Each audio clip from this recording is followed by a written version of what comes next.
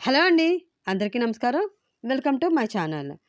Daily స్టోరీస్లో అబద్ధంతో వచ్చిన అగచాట్లు స్టోరీ వినబోయే ముందుగా ప్లీజ్ లైక్ చేసి షేర్ చేసి నా ఛానల్ సబ్స్క్రైబ్ చేసుకుని మీ సపోర్ట్ అందిస్తారని ఆశిస్తూ ఇంకా స్టోరీలోకి వెళ్ళిపోదాం. ఫ్రెండ్స్, మీకు తెలిసిందే డైలీ ఒక స్టోరీ ఇస్తున్నానండి. అందులో భాగంగా ఈరోజు అబద్ధంతో వచ్చిన అగచాట్లు. సరళని వెనక నుంచి వాటేసుకున్నాడు శేఖర్. ఆ చర్యకి సరళ బిగుసుకుపోయింది. శేఖర్ ఊపిరి సరళ ముఖమ్మునకు తాకుతూ ఆమెని గమ్మత్తు పరుస్తుంది. సరళ మరింత బిగుసుకుపోయింది. సరళ జడలోని మల్లెల వాసనను ఆప్యాయతగా పీలుస్తున్నాడు శేఖర్. ఆ వెంబడే సరళను మరింత బిగిపట్టేశాడు. సరళ మళ్ళీ బిగుసుకుపోయింది. దాంతో సరళ రాను రాను ఒక ప్రతిమలా శేఖర్కి తోస్తుంది. సరళను విడిచి ఎందుకు నర్వస్ అవుతున్నావు అడిగాడు శేఖర్. సరళ ప్రయత్నంగా ఊపిరి పీల్చుకుంది. ఏంటి, సిగ్గా భయమా ఆగి అడిగాడు శేఖర్. రెండు కాదు, ముందుగా మనం మాట్లాడుకోవాలి అంది సరళ. అవునా, సరే మరి అన్నాడు శేఖర్. సరళ, మీరు అబద్ధం చెప్పారు అంది విసురుగా. ఎవరితో, ఎప్పుడు అన్నాడు శేఖర్ మామూలుగానే. నాతో పెళ్లి చూపులప్పుడు మనం విడిగా మాట్లాడుకున్నప్పుడు చెప్పింది సరళ. శేఖర్ వెంటనే ఏమీ అనలేదు. కదిలి వెళ్ళి టీపై మీద ఉన్న పళ్ళెంలోంచి ఒక యాపిల్ తీసుకుని చిన్న చిన్న ముక్కలుగా కొరుక్కుంటూ దానిని తింటున్నాడు. సరళకి చికాకనిపించింది. ఏమీ చెప్పరే అంది విసుగుగా. ఏం చెప్పాలి, అప్పటి నా మాటల్లో ఏది అబద్ధం అడిగాడు శేఖర్ ఈజీగా. మీ డ్రింకింగ్ అలవాటు గురించి అంది సరళ వెంటనే. శేఖర్ తల తిప్పుతూ చుట్టూ చూశాడు. ఆ శోభనం గది మరోమారు అతడికి కనువిందుగా అగుపించింది. మౌనంగా నడిచాడు. మంచం మీద కూర్చున్నాడు. సరళ బేజారుతుంది. వచ్చి కూర్చో, మాట్లాడుకుందాంరా అన్నాడు శేఖర్. సరళ చిత్రమయ్యింది. ఆ గదిని వ్యాపించిన వివిధ పచ్చిపూల వాసనకి గమ్మత్తవుతున్నాడు శేఖర్. సరళ నిల్చున్న చోట నుండి కదల్లేదు. ఇలానే మాట్లాడవచ్చు అంది. శేఖర్ తల తిప్పి సరళను చూశాడు. అప్పుడే సరళ పౌటుతో కళ్ళు ఒత్తుకోవడం అతడి చూపుల్లో పడింది. నివ్వెరపోతూ ఏమైంది అన్నాడు. ఆ రోజు మీరు చెప్పింది అబద్ధం. నేను మరీ అడిగాను.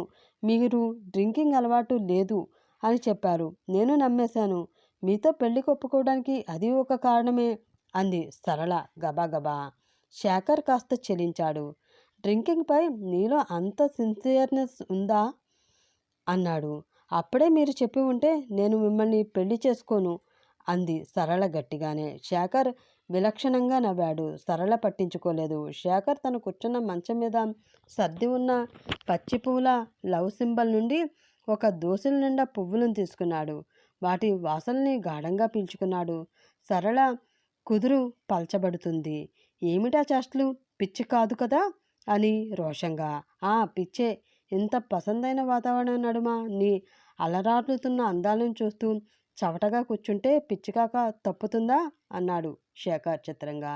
సరళ చురుక్కుగా చూస్తూ అతడితో ఆపండి అని ప్రతిదీ మీకు చులకనగానే ఉంది. లేకపోతే నా బాధని మీరు ఈ పాటికి అర్థం చేసుకునేవారు అంది.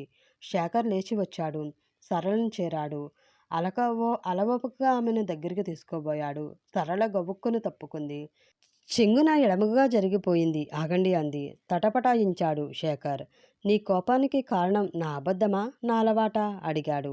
మీ అలవాటే అని. నాకు డ్రింకర్స్ అంటే అస్సలు ఇష్టం ఉండదు అంది సరళ విస్మయంగా. శేఖర్ ఏమీ అనలేదు, కానీ చిన్నగా నవ్వాడు. అతన్ని పట్టించుకోకుండానే మీకు స్మోకింగ్ అలవాటు కూడా ఉండే ఉంటుంది అనేసింది సరళ ఆ వెంటనే.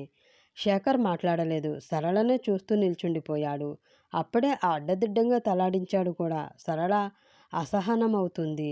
శేఖర్ వెనుదిరిగాడు. టీపై మీద పళ్ళెంలోంచి జాంగిరీని తీసుకున్నాడు. దాన్ని తింటూ తిరిగి సరళ దగ్గరికి వచ్చాడు. సరళ అస్తవ్యస్తమైపోతుంది. ఇంతకీ నా డ్రింకింగ్ అలవాటు నీకెలా తెలిసిపోయింది అడిగాడు శేఖర్. సరళ చురుగ్గా చూస్తూ నిన్నటి డిన్నర్ తర్వాత మీ ఫ్రెండ్స్తోనే మీ చిందులు అడిగానే చెప్పింది. శేఖర్ చిన్నగా తల విదిలించుకున్నాడు. సరళ తల తిప్పేసుకుంది. ఓ అదా మ్యాటర్ అన్నాడు. వెంటనే సరళ వైపు తేని పాని చూస్తూ మరి ఇప్పుడేం చేస్తావు అడిగాడు చాలా విచిత్రంగా. సరళ తలెత్తింది. శేఖర్ని చూసింది. మంచి భర్త దొరకాలనుకున్నాను. నా తపన గాడి తప్పింది అంది సరళ దిగులుగా. చిన్నగా నవ్వుతూ అంత నిరుత్సాహపడిపోకు, నేను నీకు సహకరిస్తానులే అన్నాడు శేఖర్. సరళ మౌనంగా ఉండిపోయింది. శేఖర్నే చూస్తుంది. సరే నీకోసం మారతాను అన్నాడు శేఖర్. అంటే అంది సరళ గబుక్కున. సరళ యథ ముందరి పుస్తెలని తన కుడి అరచేతిలో శుతిమెత్తగా అదిమిపెట్టి ఒట్టు, ఇకపై నేను డ్రింక్ చేయను అని చెప్పాడు శేఖర్. షాక్ అయింది సరళ. ఆగి తర్వాత నిజమా అంది విభ్రయంగా. పుస్తెలని విడిచేస్తూ ఒట్టు పెట్టాను, మరింకేం కావాలి అని అన్నాడు శేఖర్. సరళ ఆగింది. తర్వాత నిజంగానే మానేస్తారా? అయినా ఈ శోభనం వాయిదా అయితేనే నేను నమ్మగలను అనేసింది. అలానా? అవునా? సరే, నీ ఇష్టం అనేశాడు శేఖర్ దిగులుగా. నా ఇష్టం కాదు, మీరు వాయిదాకు ఒప్పుకుంటేనే నేను నమ్మేది అంది సరళ పట్టుగా. శేఖర్ తటపట్టాడు. తర్వాత తలాడించేశాడు. మర్నాడు గదిలో తన ఫ్రెండ్స్తో ఉన్న శేఖర్ డామిట్ కథ అడ్డం తిరిగింది. సరళకి ఇష్టం కాని డ్రింకింగ్ అలవాటు నాకు ఉందన్నట్లు తన దృష్టిలో అలా పడేటట్లు యాక్ట్ చేశాను. తర్వాత సరళ కోసమే దానిని ఇక మీదట వదులుకుంటానని బిల్డప్తో సరళని మెప్పుని కొట్టేయాలనుకున్నాను. కానీ నేను తలకిందులైపోయాను అంటూ వాపోయాడు మాటల మధ్యన. ఆ చెలికాళ్ళు గల్లుమన్నారు. అదే సమయాన్న పక్క గదిలో తన ఫ్రెండ్స్తో ఉన్న సరళ వాటర్ పోసుకు తాగుతూ తనకి డ్రింకింగ్ అలవాటు ఉన్నట్లు ఫోజులిస్తూ నన్ను బ్లఫ్ చేయాలని చూశాడు శేఖర్. నన్నే ఇబ్బంది పెట్టిన ఆ శేఖర్తో నేను ఆడుకోనా అంది నవ్వేస్తూ. మాటల మధ్యన పాపమే, విముక్తి పరిచయవే అన్నారు అక్కడ మిగతా వారంతా కోరస్గా. మిగిలిన మా శోభనం రాత్రులు 2 ఇలానే, కానీ తర్వాత దారికి రానిస్తాను.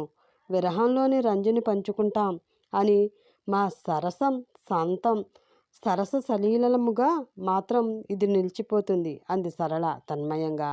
ఆ చెలియలు అంతా మూకుముడిగా ముచ్చటయ్యారు.